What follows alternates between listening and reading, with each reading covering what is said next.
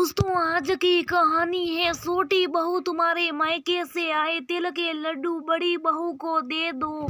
दोस्तों कहानी शुरू करने से पहले अगर हमारे चैनल को सब्सक्राइब नहीं किया हो तो कर लीजिए ताकि आपके पास पहुंचे हर रोज नया वीडियो।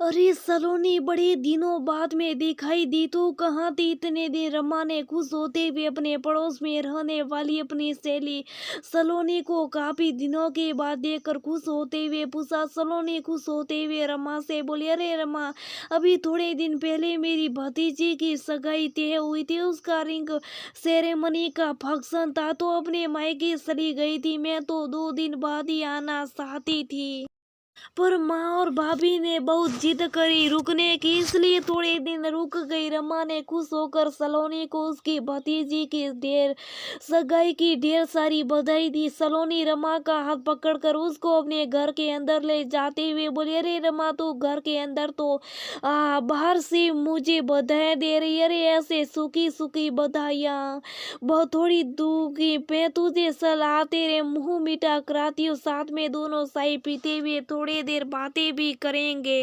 कितने दिनों बाद मिले हम दोनों। वैसे भी रमा सलोनी का प्यार भरा आग्रह टाल नहीं सकी और सलोनी के साथ उसके घर पर आ गई और बैठकर बातें करने लगी। सलोनी अपने मायके से लाई हुई कुछ साड़ियां रमा को दिखाने के लिए रखकर रसोई में चाय बनाने के लिए चली गई। थोड़ी देर में सलोनी रमा के लिए चाय और नाश्ता ले आई।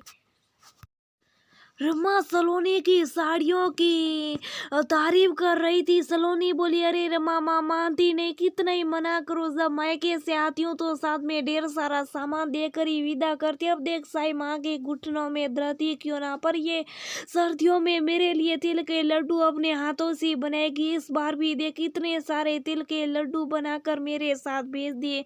मैंने लाख मना किया माँ, अब आपसे ये तिल के लड्डू नहीं बनाए जाते, आप रहने दो, पर कहाँ मानने वाली थी।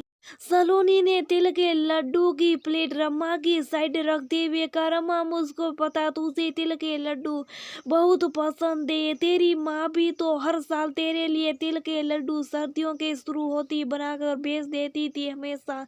अरे तू मोहरे भर में अपनी माँ के हाथ के बने स्वादिष्ट लड्डू सबको जो टेस्ट कराती थी। सच में रमा, तेरी माँ के हाथ के बने तिल के लड्डू बहुत ही लाजवाब होते, पर इस बार तेरी माँ के हाथ बने के तिल के लड्डू खाना तेरी नसीब में है ना, हमारे नसीब में, पर होने को कौन टाल सकते है। रमा, आंटी जी बहुत जल्दी तुझे छोड़कर चले गए, पर भगवान की मर्जी के आगे किसकी चलती है। रमा, तू दिल छोटा मत कर, मेरी माँ भी तो तेरी माँ जैसी, तू मेरी माँ के हाथ के बने तिल के लड्डू का, और सुन, कुछ लड्डू मैं तेरे लिए साथ भी पैक कर दूंगी। पर माँ ने जैसी प्लेट से एक लड्डू उठाकर अपने मुंह में डाला, रमा की आंखों में आंसू आने लगे। तिल के लड्डू ने रमा को अपनी माँ की मीठी यादों में डालकर रमा के दिल में दर्द उठा दिया था।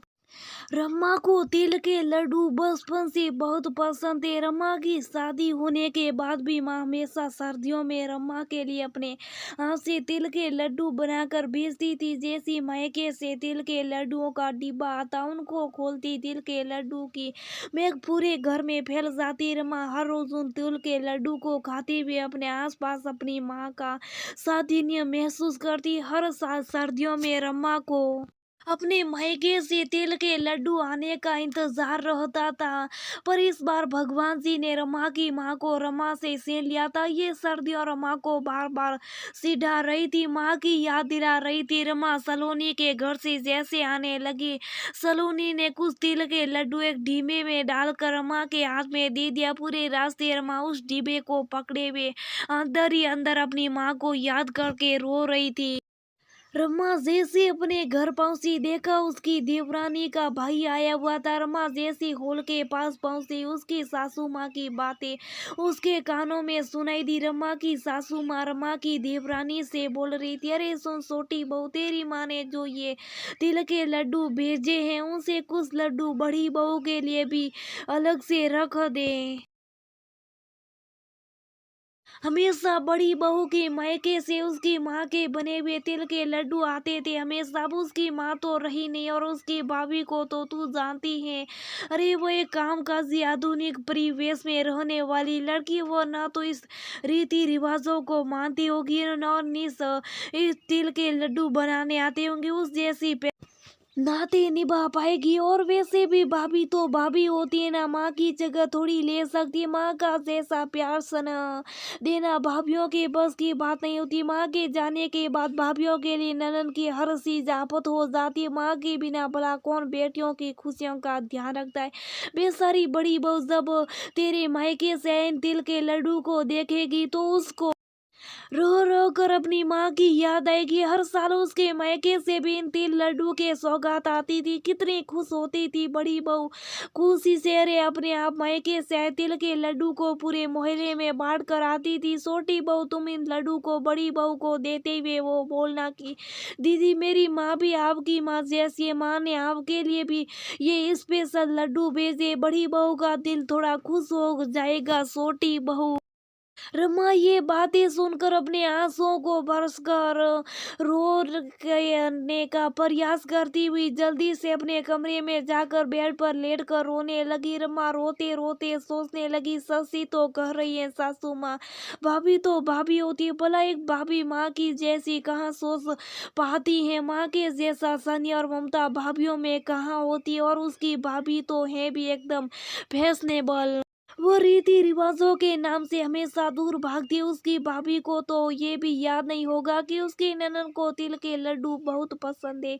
सर्दी आती माँ हमेशा उसके लिए तिल के लड्डू बनाकर भेजती थी और प्यार से फोन पर बोलती थी लाडू दिल भर कर तिल के लड्डू खाना और अपनी माँ को याद करते रहना।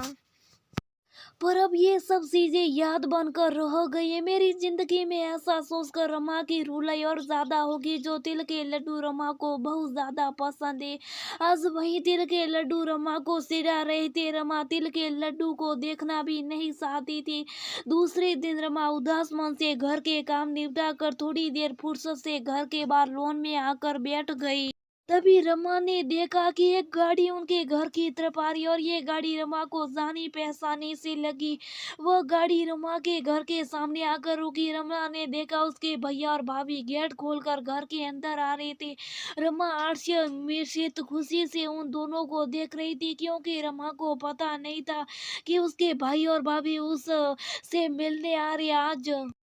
रमा की भाभी ने मुस्कुराते हुए रमा को अपने गले से लगा लिया और बोली, अरे ननद जी इतने आश्चर्य से क्या देख रही, अरे भाई तुम्हारे घर आए गर्म जोशी से स्वागत नहीं करोगी क्या? हमारा हमेशा बता कर ही आया, आपको ये जरूरी थोड़ी है। कभी कभी आपको अचानक वाली खुशी भी तो देनी से। रमा कुछ बोली नहीं पा रही थी। रमा ने भैया और भाभी को अंदर हॉल में बिठाया।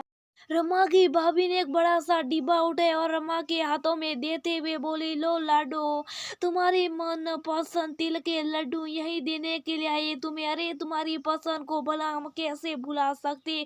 और सुनो रमा, मैंने ये लड्डू खुद अपने हाथों से बनाया। रमा ने जैसे डिब्बे का ढक्कन उठाया तो तिल के लड्डू की महक बिल्कुल वैसी थी जैसी माँ के लड्डू की महक हुआ करती थी। रमा ने आश्चर्य से भाभी को देखा। रमा की भाभी मुस्कुराते हुए बोले, क्यों लाडू विश्वास नहीं हो रहा ना? बिल्कुल माँ के जैसे लड्डू बने मैंने। तुमको लगते हैं तुम्हारी भाभी जॉब करती है, फैशनेबल है, आधुनिक है, भला वो कैसे ये लड्डू बना सकती है? तो मेरी लाडू बता तू, तुम्हें जब भी ना माँ लाडू बनाती थी मैं हमेशा उनके पास खड़ी रहती थी, उनको हर काम करते वे मैंने देखा। बहुत ही प्यार से वो तुम्हारे लिए लड्डू बनाती थी। एक लड़की से कितनी ही आधुनिक क्यों ना हो रमा, माँ और मायके से जुड़ी हुई हर परंपरा को वो सहज कर रखना चाहती। मुझे पता है इस बार तुमको माँ की कितनी याद आई होगी। मैं तुम्हारी माँ की जगह तो नहीं ले सकती रमा, पर उनका प्यार और आशीर्वाद हमेशा तुम पर बनाए रखूंगी। माँ की जैसी तुम्हारी हर पसंद नापसंद को ध्यान में रखूंगी। अपनी भाभी का इतना स्नेह और प्यार देकर रमा की आंखों से गंगा जमुना बहने लगी।